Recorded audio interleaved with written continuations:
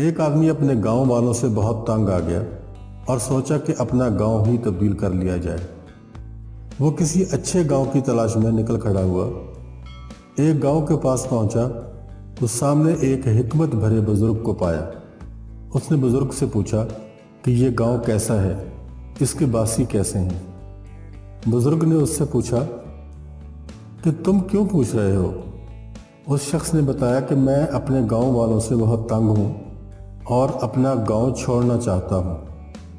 میرے گاؤں کے لوگ بہت متکبر ہیں اور تعصب کے شکار ہیں۔ مجھے عاجز لوگوں کی تلاش ہے۔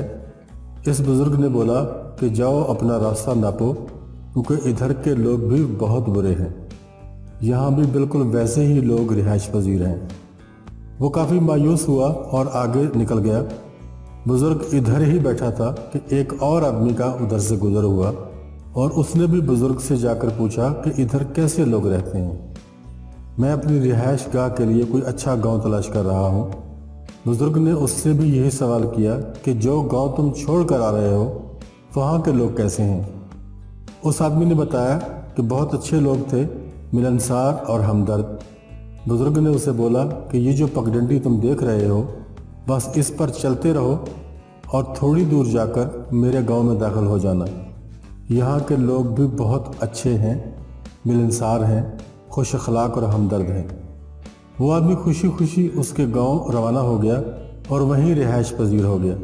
دوستو، انسان جیسا خود ہوتا ہے اسے دنیا اور زمانہ بالکل ویسے ہی نظر آتے ہیں۔ اگر کسی کی دنیا اجڑی ہوئی ہے تو اس میں لوگوں کا ہاتھ کم اور اس کا اپنا ہاتھ بہت زیادہ ہوتا ہے۔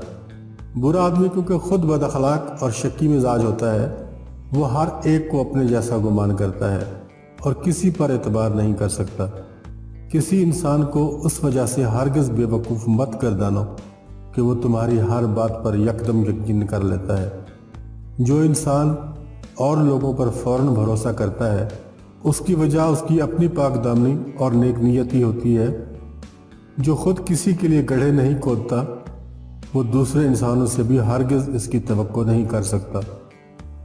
کوئی انسان بذات خود جتنا قابل اعتبار ہوگا اتنا ہی بے دھڑک وہ دوسروں پر بھی بھروسہ کرے گا۔ ایسے میں اس کا بھروسہ 100 بار ٹوٹنے سے وہ نہیں ہارتا، بلکہ اس کے ساتھ خدا کے محافظ دن رات اس کے لیے ہر طرح کے اسباب بنانے میں جٹے رہتے ہیں۔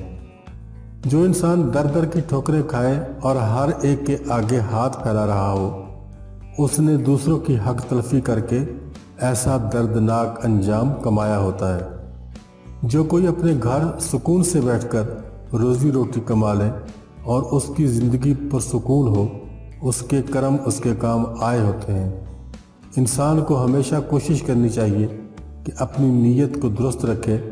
انسان کی نیت ٹھیک ہو تو 100 بار دھوکہ کھا کر سنبھل سکتا ہے، کیونکہ سنبھالنے والا صرف نیت دیکھتا ہے اور وہ تو دلوں کے حال سے بخوبی واقف ہے۔ اللہ اپنے برے بندوں کو زیادہ تر مفلسی اور فحاشی کے امتحانوں میں مبتلا کر کے زمانے بھر میں رسوا کرتا ہے۔ خود اپنا محاسبہ کرو اور فیصلہ کرو کہ تم برے ہو یا زمانہ۔